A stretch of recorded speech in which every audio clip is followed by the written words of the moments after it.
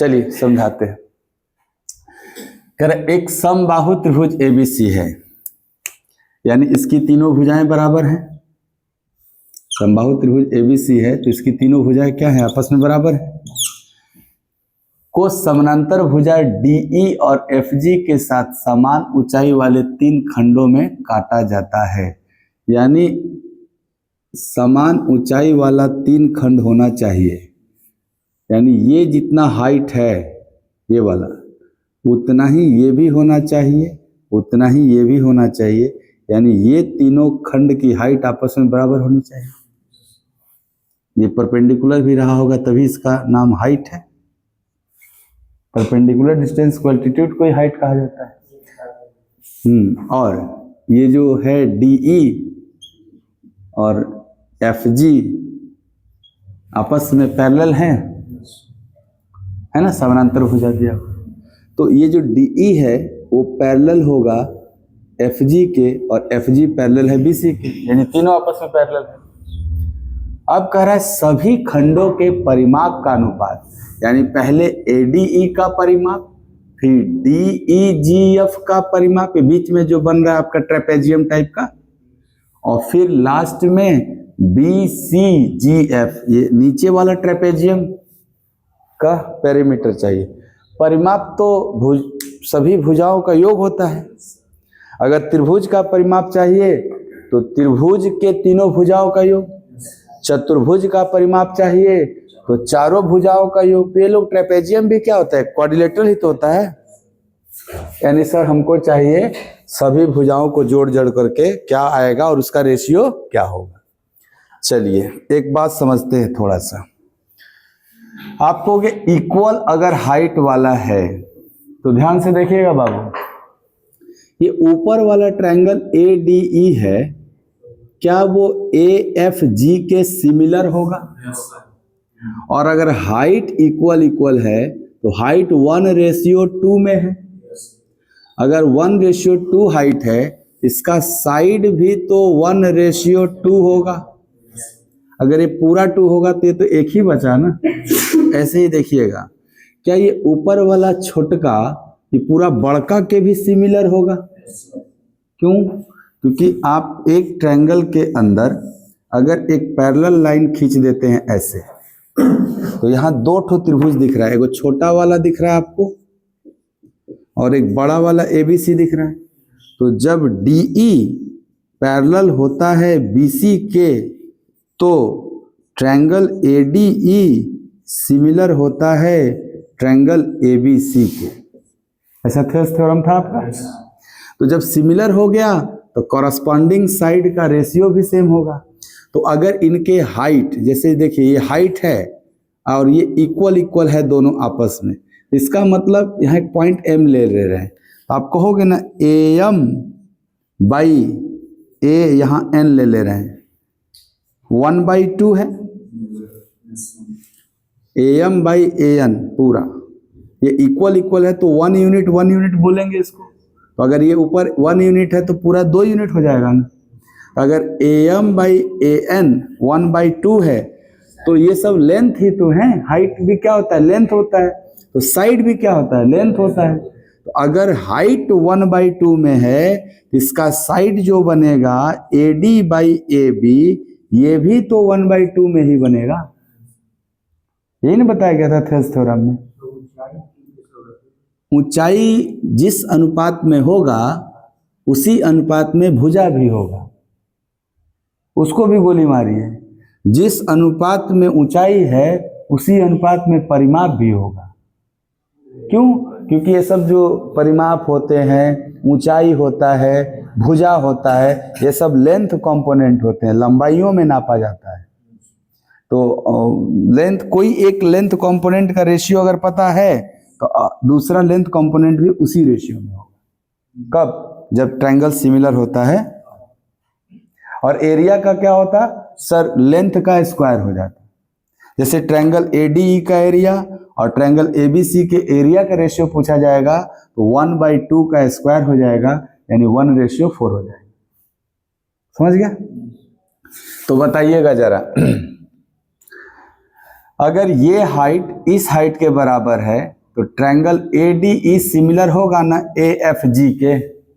और जब triangle ADE similar होगा ट्रायंगल AFG के तो आप कहेंगे इनका हाइट 1/2 है तो इनका पेरीमीटर भी 1/2 होगा। अच्छा, उसी तरह आपको ये छोटका वाला ट्रायंगल जो ADE है ये बड़का वाला ABC के भी सिमिलर है। ट्रायंगल ABC के भी तो सिमिलर है। तो बताओ ये 1 यूनिट है तो पूरा ये 3 यूनिट ना होगा, क्योंकि ये हाइट आपस में क्या है, बराबर है तीनों। तो अगर ये 1 है ये पूरा 3 है, आप ये भी तो कहोगे कि सर ये 1 है तो ये पूरा 3 होगा। तो 1:3 में होगा साइड, तो क्या पेरीमीटर भी 1:3 में होगा। क्या क्या पता चला कि छोटका वाला का पेरीमीटर 1 तो बड़का वाला का 3। अब बड़का में से छोटका हट जाए तो दोनों का 2। अच्छा छोड़ो उसको, साइड बताओ। ये 1 1 तो ये भी 1, ये 1 तो ये भी 1, ये भी 1, इधर भी तो वही केस लगेगा, इधर भी वही केस लगेगा। बताओ छोटा वाला ट्रायंगल का पेरीमीटर 1 1 1 3। क्या निकालना, ये निकालना है ना। तो छोटा वाला ADE का पेरीमीटर 3 लिख रहे हैं। आइए आगे इधर देखिएगा, ये 2, ये 2, ये भी 2, 1 1 ये भी तो है। तो पूरा साइड 2, पूरा साइड 2, पूरा साइड 2, पेरीमीटर 2 2 2 6, सब इक्विलेटरल ट्रायंगल बन जाएगा।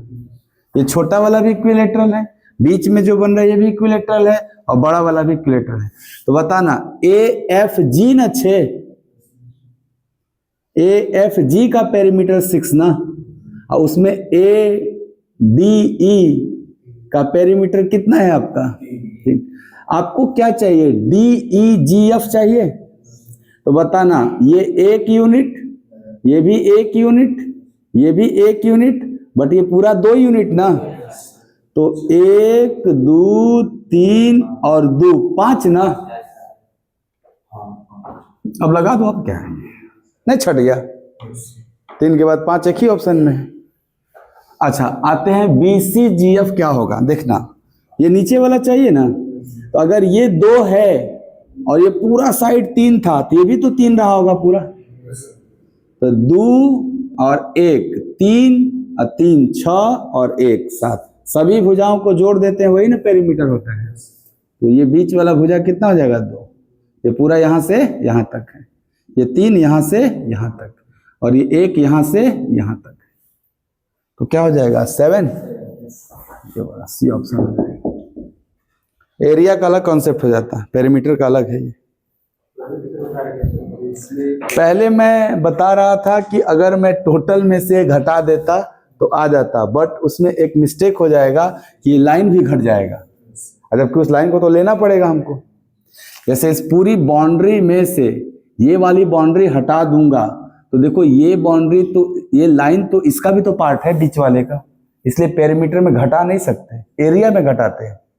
जैसे मुझे इस बीच वाले का एरिया चाहिए, इस पूरे एरिया में से ऊपर वाला एरिया घटा दूंगा तो बीच वाला एरिया निकल जाएगा। एरिया में घटाया जाता है, पेरीमीटर में नहीं। उसमें जोड़ना पड़ेगा आपको चारों साइड, चारों भुजाओं का योग होता है ना परिमाप। तो एक काम करना, आप इनको चाहो तो इन सारे शेप जो आपको पूछा गया उसको अलग करके देखो। ADE, ये है ADE, क्या इसके लेंथ 1 1 1 है, इजिली पेरीमीटर निकलेगा। बीच का ट्रेपेजियम, बीच का ट्रेपेजियम है DEFG। अब DE बताओ, 1 ना, वो थोड़े बदलेगा, यहाँ 1 है तो ये ऊपर 1 है, ये भी 1 है, ये भी 1 है, बट ये 2 है। ये पूरा FG क्या है, 2 है। ये तीसरा टुकड़ा नीचे वाला भी अलग से कर लेते हैं, दिख जाएगा आपको FGCB, FGCB। ये साइड वाले तो 1 1 है ना, और FG कितना था 2, तो BC 3 हो जाएगा ना, क्योंकि 1 1 1 3 हो गया है। अब पेरीमीटर इजीली दिखेगा आपको। परिमाप होता है भुजाओं का योग, 1 1 1 3, सभी भुजाओं का योग 1 1 1 2 5, एंड 2 1 3 1 7 सभी भुजाओं के योग। तो देखते हैं हम किस रेशियो में है, तब वो मुझे कुछ और क्लू देता। हाँ नहीं ऐसा नहीं, इसकी हाइट मान लो 1:2 में होता तो उसी हिसाब से ये भी चेंज हो जाता। हाँ जैसे मान लो ये x/y हो जाता तो आप कहते हैं साइड भी हो जाएगा सर x/y। अब आप 1 1 बोलोगे तो हम भी 1 1 लेंगे, 1 2 बोलोगे तो हम भी 1 2 लेंगे। यही होता है सिमिलरिटी। एक्स वाई को यहां 1 1 कह दिया गया है। बहुत अच्छा दिया हुआ है। और इस फिगर में जो ये भूखंड दिखाई दे रहा है ABCD ऐसा बन रहा है ना, ABCD एक क्वाड्रिलेटरल टाइप का है ये। इस भूखंड का क्षेत्रफल निकालना है। कंडीशन गिवन है कि यहाँ 90 डिग्री का एंगल बना हुआ है, यानी इसका आपको एरिया चाहिए। देखिए बहुत सिंपल है, अगर 90 डिग्री बना तो इसको हम राइट एंगल ट्रायंगल बनाते हैं। अगर हम A और C को मिला दें तो क्या ABC एक राइट एंगल ट्रायंगल बन जाएगा। और ABC राइट एंगल ट्रायंगल में से उधर जो आपको ADC दिख रहा है वो आइसोसेलेस ट्रायंगल है। अगर वो आइसोसेलेस ट्रायंगल घटा दें तो ये भूखंड का क्षेत्रफल निकल जाएगा। एक ये भी तरीका दिख रहा है। आइए ये 64 है और ये 48 है, तो परपेंडिकुलर और बेस पता है तो हम इस राइट एंगल ट्रायंगल का एरिया निकाल सकते हैं।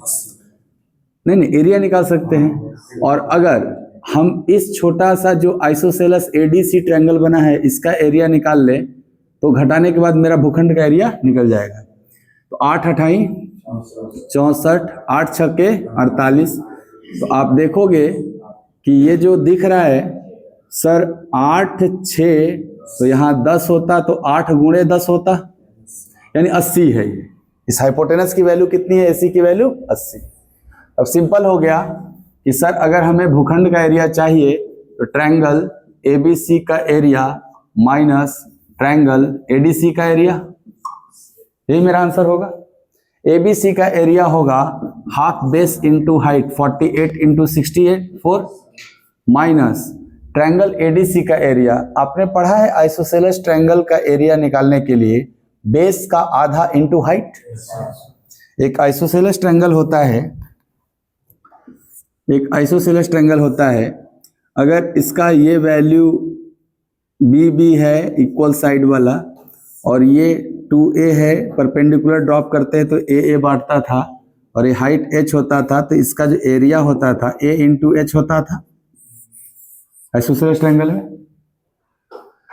तो आप कहोगे अगर इस पे परपेंडिकुलर डालिएगा तो इसका हाफ जो होगा वो 40 हो जाएगा। 80 है तो 80 तो पूरा है ना, तो आधा क्या होगा 40। अच्छा निकाल देते हैं। आप कहोगे सर 90 डिग्री के सामने हाइपोटेनस 50 है, बेस 40 है, तो हाइट 30 होगा इसका। और एक आइसोसेलेस ट्रायंगल का एरिया बेस का हाफ इंटू हाइट, तो 40 गुणे 30। तो देख लो ये कितना हो जाएगा आपका 24 का 64 गुना 24 चौके 96 और 24 छक्के 144 और प्लस 9 153 और माइनस 1200 तो 336। तो एरिया इसका हो जाएगा 336। ऐसे निकालिए। हाँ वो भी आ जाता है ये सब। हाँ कंजस्टेड ह्यूजेंस फार्मूला वगैरह लगाना पड़ेगा, ये सही रहेगा। कह रहा है क्वेश्चन कि एक त्रिभुज C पर समकोण है, इसका मतलब राइट एंगल ट्रायंगल है आपका ये, और C पर समकोण है, तो ABC ऐसे है आपका। आप यहां भी AB लिख सकते हैं, कोई दिक्कत। ये आपस में इंटरचेंज हो सकता है बट ये चेंज नहीं होगा। 90 डिग्री वाला वर्टेक्स का नाम C है, जिसमें बिंदु A का निर्देशांक 0 4 है, ऐसे यानी x कोऑर्डिनेट 0 है और y कोऑर्डिनेट 4 है, तो y एक्सिस पे ही होगा। फिर कह रहा है कि B के जो कोऑर्डिनेट हैं 3, 0 हैं, यानी x कोऑर्डिनेट 3 और y कोऑर्डिनेट 0 है। एंगल ACB का कोण समद्विभाजक ACB यानी इसका 90 डिग्री वाले का ना, तो तो सर 90 डिग्री का एंगल बाइसेक्टर खींचेंगे तो 45 में बांट देगा, इधर भी 45 डिग्री होगा और इधर भी 45 डिग्री। एंगल बाइसेक्टर का काम होता है एंगल को 2 इक्वल पार्ट में डिवाइड करना।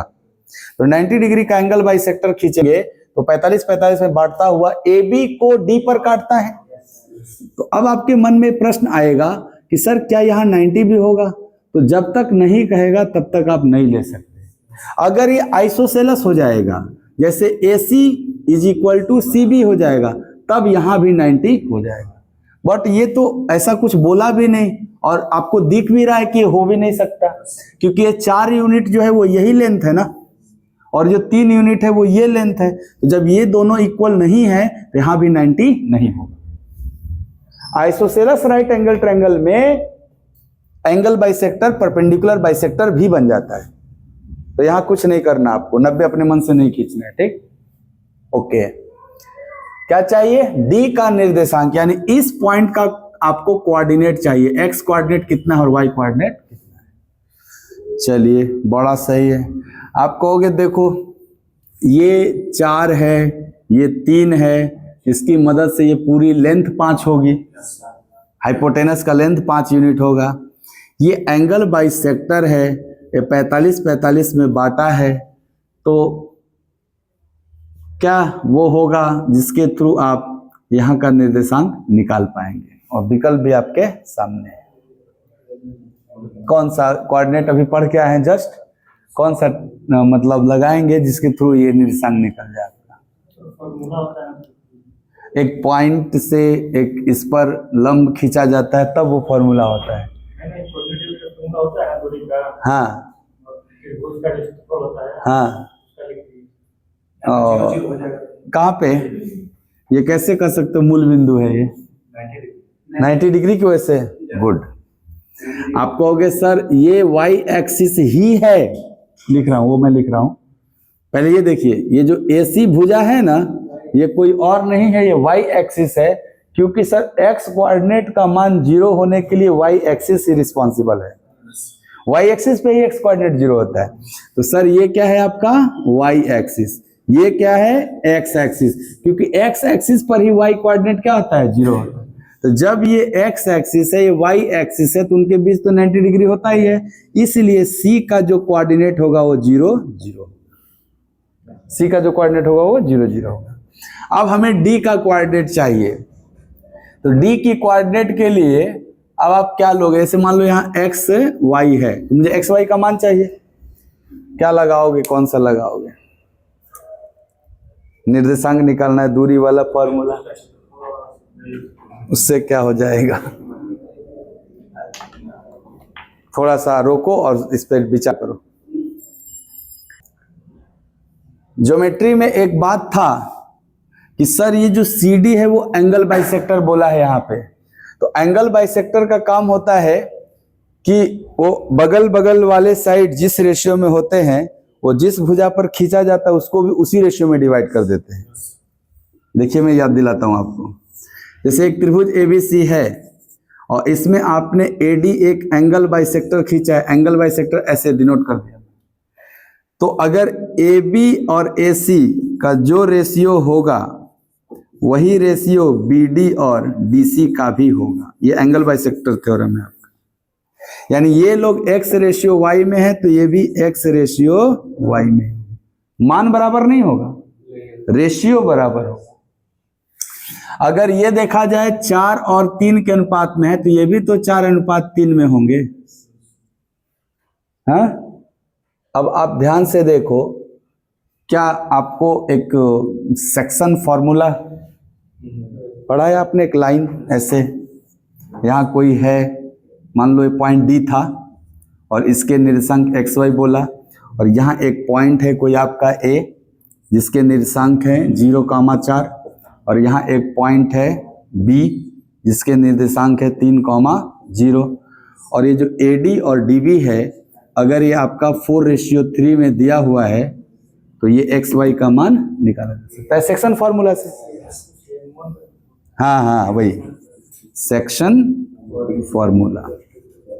सेक्शन फॉर्मूला सर कैसे अप्लाई होगा? देखो, ये एक्स कोऑर्डिनेट निकालना है आपको। एक्स कोऑर्डिनेट के लिए इसको हम लोग m और n बोला करते थे, तो और इसको आप बोलते थे x1 y1 और इधर वाले को बोलते थे x2 y2। तो जनरल जो फॉर्मूला बना था x कोऑर्डिनेट के लिए वो mx2 क्रॉस मल्टीप्लाई होता है और nx1 by m plus n x coordinate.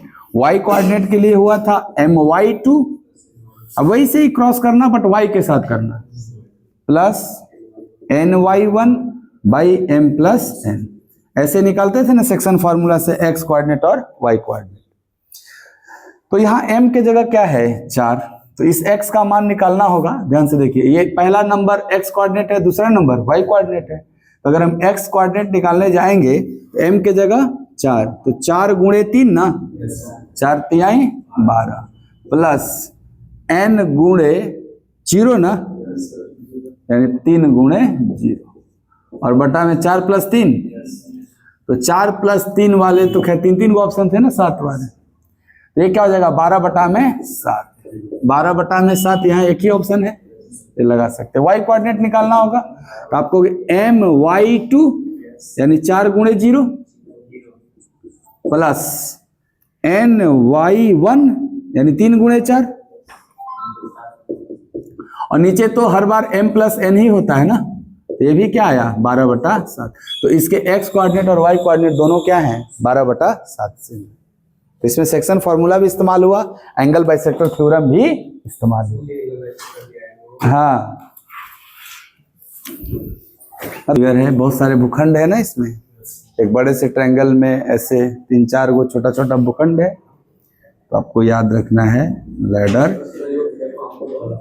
Theorem, ladder theorem. और एक और स्पेशल केस होता है कारपेट थ्योरम का, उसमें फोल्ड कर दिया जाता है।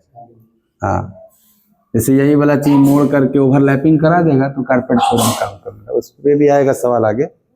लैडर थ्योरम क्या कहता है कि टोटल एरिया यानी 1 बाई ट्रायंगल ABC का एरिया पूरा प्लस ये जो बेस पे बना हुआ एरिया है ना ये वाला, यानी 1 बाई, यहाँ कोई पॉइंट ले लेते हैं हम बीच में, O वगैरह ले ले रहे हैं, तो ट्रायंगल BOC का एरिया इज इक्वल टू ऐसे साइड से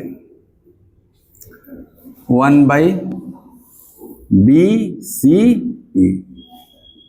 triangle BCE plus 1 by BDC।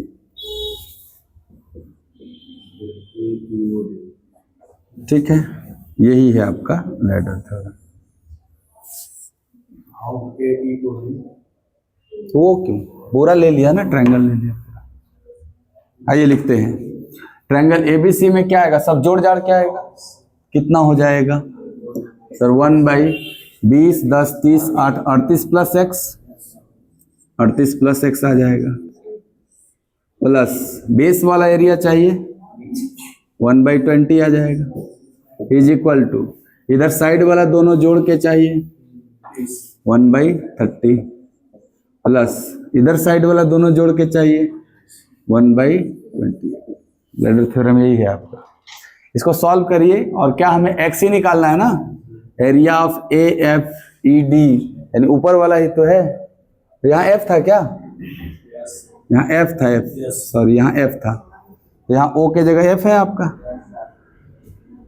जहाँ भी O है वो f दिया हुआ था, तो वही x है ना, AEFD को ही x माना गया है।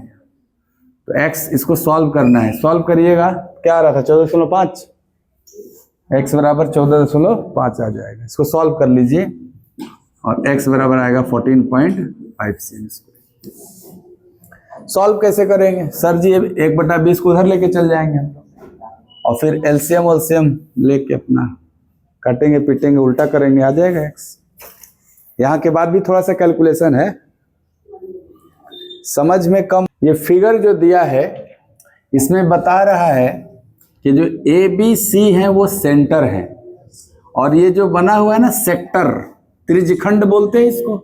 जैसे बी सेंटर वाला एक सर्किल रहा होगा, उसमें से ये सेक्टर निकाल दिया है, C2 सेक्टर का नाम है। ये सेक्टर C3 है आपका, जिसका भी रेडियस R है, यानी हर सेक्टर का रेडियस R ही है। और ये जो बीच में खाली स्थान बच गया, उसका एरिया पूछ रहा है इनमें से कौन है। यानी कहने का मतलब ये है कि जो फिगर बना हुआ है आपका, ऐसे 3 सर्किल रहा होगा, एक दूसरे को स्पर्श कर रहे होंगे, बाह्य स्पर्श। ऐसे 3 सर्किल है, एक दूसरे को बाह्य स्पर्श कर रहे हैं, ऐसे मान लो, ठीक है। तो देखो ध्यान से, ये जो बीच में सैडेड जोन है वो यही जोन दिख रहा है ना, और तीनों सेम रेडियस के हैं, इसीलिए इसका भी रेडियस R था। ऐसे यहां ऐसे मिलाएंगे तो ये बनने वाला जो मेरा बन रहा था त्रिभुज, इक्विलेटरल ट्रायंगल बन गया होगा ना, RR है सब। तो ऐसे, तो इसी को क्या किया ना, ये वाला ऐसे इरेज कर दिया और बस आपको ये दिखा दिया, बोला इसमें बताओ एरिया क्या है। देखो समझ गया ना सवाल। तो आपको R रेडियस वाला 60 डिग्री होगा ना जी। क्यों? क्योंकि सर तीनों भुजाएं अगर बराबर हैं तो इक्विलेटरल ट्रायंगल है, समबाहु त्रिभुज है, तो एंगल भी सब 60-60 होगा। अब 60 डिग्री वाले, ध्यान से सुनना मेरी बात, 60 डिग्री वाले 3 सेक्टर हैं और तीनों सेक्टर का रेडियस R ही है। तो तीनों सेक्टर अगर मिला दिया जाए तो क्या एक 180 डिग्री वाला सेक्टर बन जाएगा। और 180 डिग्री वाले सेक्टर को तो हम सेमी सर्कल कहते हैं। 360 डिग्री वाला तो सर्किल होता है और 180 डिग्री वाला सेमी सर्किल बन जाएगा। यानी इन तीनों त्रिज्यखंड का क्षेत्रफल मिलाने के बाद एक अर्धवृत्त के क्षेत्रफल के बराबर होगा। और अर्धवृत्त का क्षेत्रफल pi r square by 2, pi r square by 2। तो सर अगर पूरे ट्रायंगल एरिया में से ये तीनों सेक्टर एरिया हटेगा तभी ना ये साइडेड जोन का एरिया निकलेगा। तो ट्रायंगल का एरिया भी आपको पता है, इक्विलेटरल ट्रायंगल है और इसकी भुजा 2R है ना, एक 2R भुजा वाला समबाहु है। तो 2R भुजा वाले समबाहु त्रिभुज का क्षेत्रफल √3/4 इंटू भुजा स्क्वायर ना, ये तो होगा पूरे ABC का एरिया। इसमें से 60-60 डिग्री वाले 3 सेक्टर मिल जाएंगे तो 180 डिग्री वाला एक सेक्टर होगा और 180 डिग्री वाला सेक्टर का area pi r square by 2। अगर घट जाए तो क्या ये सैडेड जोन का एरिया हो जाए। तो इसी में देख लीजिए कौन सा ऑप्शन आएगा आपका। आपको हो गए, हाँ ये √3/4 इंटू 4R स्क्वायर है और minus pi r square by 2 है, ये कैंसिल हो जाएगा। R स्क्वायर बाई 2 कॉमन ले सकते हैं तो यहाँ R स्क्वायर बाई 2 कॉमन लेना चाहते हैं तो आपको R स्क्वायर बाई 2 कॉमन लीजिएगा तो 2√3 यहाँ लिखना पड़ेगा और माइनस केवल पाई लिखना पड़ेगा। तो 2√3 minus pi R square by 2 first option आ जाएगा। क्या करना था, पूरे ट्रायंगल एरिया में से ये तीनों सेक्टर का एरिया घटा देना, हो जाएगा। नहीं समझ में? हाँ, जो a/2 का आधा है। चलिए पहले फिगर देखते हैं क्या है क्वेश्चन का। त्रिभुज ABC में भुजाएं हैं ABC। अगर हम लोग ऐसे त्रिभुज ABC बना रहे हैं तो इसमें भुजा ABC लेना है और AC BC को स्पर्श करता हुआ अर्धवृत्त बनाना, इसका व्यास AB पर। आप कहेंगे सर ऐसा कुछ है, ये ABC है, यहाँ बना रहे हैं ABC, ऐसे बना लेते हैं, थोड़ा देखने में आसान दिखेगा, ऐसे बना लेते हैं। और एक अर्धवृत्त बनाना है तो कुछ ऐसा रहा होगा, नहीं व्यास AB नहीं है, व्यास AB पर है।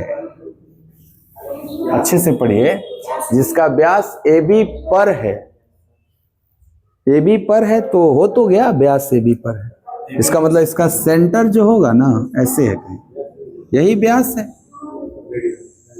यही व्यास है। और मुझे बोला कि इसका आप क्या निकाल दो, त्रिज्या निकाल दो। कैसे पॉसिबल है?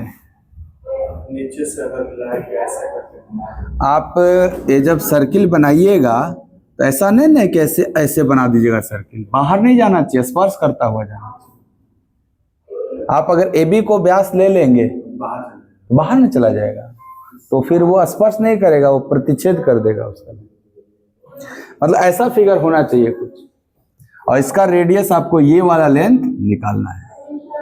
अब एक बात तो समझ में आ रहा होगा कि सर ये ए बी का जितना लेंथ होगा उसके आधा से भी कम होगा इसका रेडियस। ए बी, इनकी भुजाएं बोला ना ए बी सी हैं, तो आप बताइए ए किसको बोलते हैं? एंगल ए के सामने वाले भुजा को ए बोलते हैं। इन्होंने बताया क्या कि कौन ए है, कौन बी है, कौन सी है? तो बाय डिफॉल्ट एंगल के सामने वाला भुजा को लेते हैं, और एंगल बी के सामने वाले भुजा को बी, और एंगल सी के सामने वाले भुजा को सी लेते हैं। ऐसे ही लेते हैं ना हम लोग। तो ये अंदाजा तो है कि सर अगर पूरा ए बी सी है तो ये वाला यहां से यहां तक c/2 होगा, और जबकि मुझे ये निकालना है कि c/2 से भी कम होगा। ठीक है, तो कौन सा है आपका आंसर? आप a/2 del by s 2 del by a plus b abc by a plus b। ठीक है, कौन सा आंसर होगा देखिए थोड़ा। ये सेंटर उंटर है, ये रेडियस है आपका, यही निकालना है आपको। कुछ ऐसे मिलाएंगे क्या? ये टेंजेंट लाइन है ना BC, और ये भी रेडियस ही। रेडियस टेंजेंट लाइन पे लंब होता है। कुछ यहां बनता हुआ दिख रहा है आपको? ये पूरा क्या है आपका, यहां से यहां तक c/2, और ये r है। और आपको एक बात और बताइए, ये वाला लेंथ और ये वाला लेंथ भी आपस में बराबर होगा, क्योंकि एक बाह्य बिंदु से स्पर्श रेखा, दोनों स्पर्श रेखाओं की लंबाई आपस में क्या होती हैं? बराबर होती है। अब आगे कैसे बढ़ेंगे? ये भी r ही है, ये भी 90 ही है। अगर मान लीजिए ऑप्शन में करना ए बी का मान 1 2 3 या 4 5 6 बन जाएगा। हाँ, ये भी 90 है, ये भी 90 है। एक बात और हमको बताओ, क्या ये भी 90 हो जाएगा क्या? थोड़ा डिसाइड करो, क्योंकि अगर ये स्क्वायर बन गया तो कुछ आपको मदद मिल जाएगा। ये देखो, एक क्वाड्रिलेटर, ये वो पॉइंट ले ले रहे हैं हम। हाँ, तो पतंग बन गया कि स्क्वायर बन गया? हाँ, तो ये दोनों अगर आपस में बराबर है और आर के ही बराबर हो जाता तब तो स्क्वायर भी हो जाता है। काइट तो है, बट क्या ये काइट में अगर ये वाला बराबर हो जाए तो स्क्वायर भी बन जाएगा ये। तो कितना हो जाएगा आपका?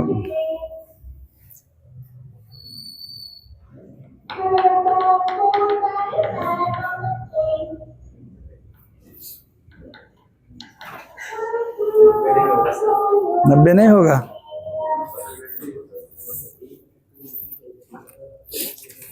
हम मानेंगे और बहुत लंबा चला जाएगा, तो एक स्टैंडर्ड ट्रायंगल लेके सोचते हैं थोड़ा सा हम लोग। हाँ, सबसे बड़ा इक्विलेटर होता है ना हमारे लिए, वही लेके सोचते हैं। ऐसे तो फिर क्या क्या लगाना पड़ेगा, सिमिलरिटी मिमिलरिटी लगाते हैं थोड़ा सा। क्या लिए थे? 2 भुजा वाला। हमारा इक्विलेटर ट्रायंगल 2 भुजा वाला था, और इसमें अगर सेमी सर्किल हमको ऐसे बनाना है, इस सेमी सर्किल का रेडियस अगर चाहिए हमको, तो क्या होगा? सर ये ही रेडियस है, 90 डिग्री है, और ये भी रेडियस ही है, और ये यहां से यहां तक 1 है, तो लेस देन 1 रहा होगा ना radius. r is less than 1, ये बताए है। आइए, a का मान कितना है? 2। हम लोग 2 ले लिए ना, ए बी सी, 2/2, ये तो 1 आ गया। ये आंसर नहीं हो सकता, क्योंकि 1 से कम होना चाहिए। डेल मेरा होता है √3, 2 यूनिट वाले पे डेल क्या होता है √3, और एस क्या होता है 6। इसको थोड़ा सॉल्व किया जाए। हाँ, एस मतलब पेरीमीटर नहीं, 3 हो जाएगा, तो कितना हो जाएगा? हाँ, √3 1/√3, तो 1/1.7 is less than 1, less than 1 है ना। 2 डेल मतलब 2√3 बाई 4, तो √3/2, √3/2 is also less than 1। 2ABC यानी 2 दूनी 4 दूनी 8 दूनी 16 और बटे में 4, ये तो 4 आ गया, ये नहीं हो सकता। यानी लेस देन 1 वाले 2 ऑप्शन है, या तो डेल बाई एस या तो 2 del by a plus b. Sir अगर हमको नहीं आ रहा है तो हम ये जानते हैं कि इन सर्किल का रेडियस होता है डेल बाई एस, आर बराबर डेल बाई एस होता है नहीं, और ये सर्किल नहीं है, ये सेमी सर्किल है, इसलिए हम इसके साथ नहीं जाके इसके साथ जाएंगे। यानी इसका आंसर क्या होना चाहिए? 2 del by a plus b इसका आंसर होना चाहिए। ऑप्शन एलिमिनेशन से प्रूफ करना होगा, तो कैसे होगा ये है कॉन्सेप्ट। इसमें किस तरह से क्या आया है? 2 del by a plus b. हाँ हाँ, ये ट्रायंगल, हाँ, ट्रायंगल फॉर्मूला लगा दिया। आंसर सही पकड़ लिए ना हम लोग। प्रूफ की जो बात है ना, प्रूफ करना है तो देखिए ये क्या है, ये सेंटर है नहीं है, अगर हम CO को मिलाएंगे तो मीडियन हो जाएगा माध्यिका। माध्यिका क्या करता है? इक्वल इक्वल भाग में डिवाइड करता है। तो बताओ ट्रायंगल ABC बराबर triangle AOC plus triangle BOC होगा कि नहीं? AOC का एरिया प्लस BOC का एरिया जोड़ देंगे तो पूरा ABC का एरिया हो जाएगा। और ABC के एरिया को इन्हें डेल दिया गया है ऑप्शन में।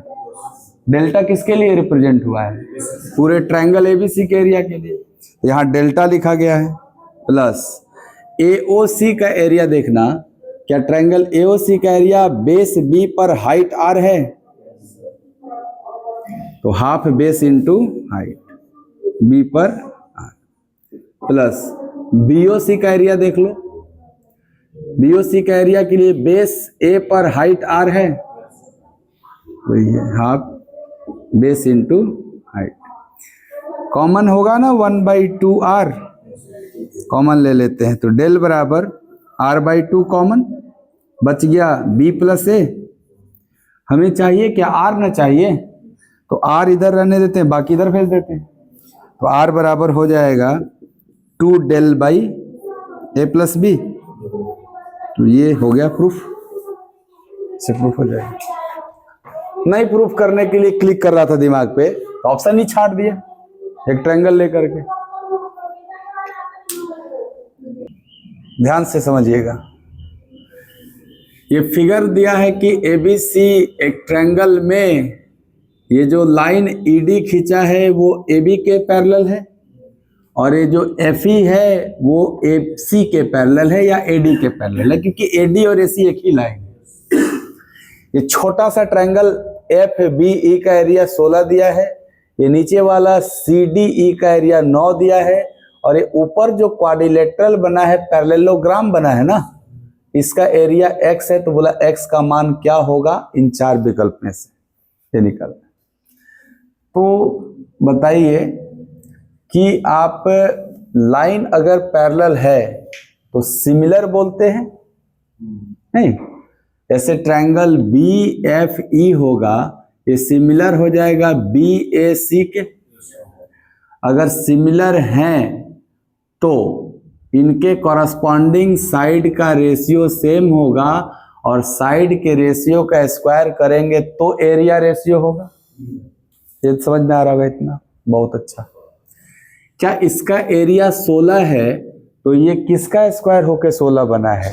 4 का, यानी इसका साइड 4 होना चाहिए।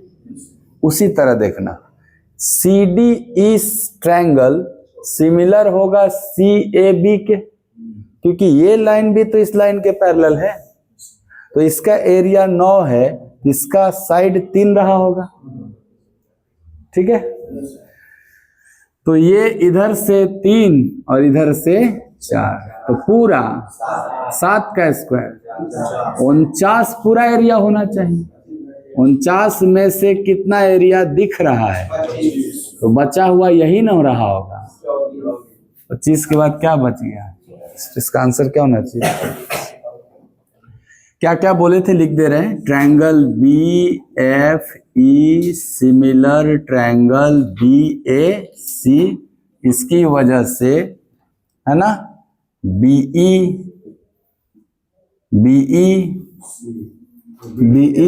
का लेंथ 4 यूनिट, क्योंकि रूट 16 4 लिख लिया।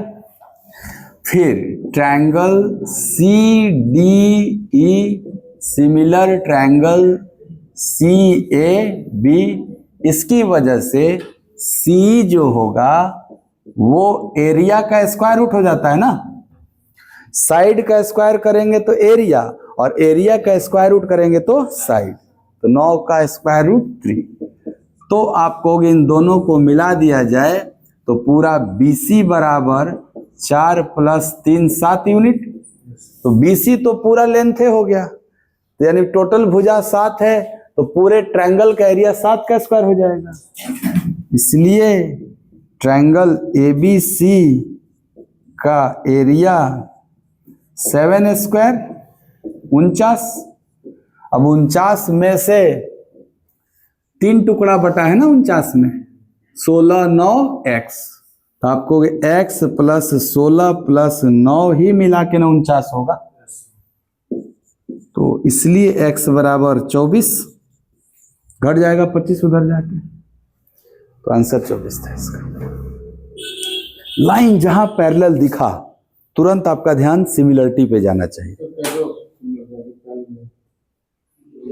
थेल्स थ्योरम यह ना है कि लाइन जब पैरेलल होता है तो सिमिलर होता है। देखिए ऐसे है ना एक ट्रायंगल, और इसमें ये लाइन जब भी पैरेलल दे दे तो ऊपरा वाला जो बना ना छोटका ADE, ये हमेशा बड़का ABC के सिमिलर होता है। ADE हमेशा ABC के सिमिलर होता है, याद है ना? वही वाला तो है। तो उल्टा पुल्टा दिया है, इधर से दिया है छोटका, इसे बड़का इसे लेना है।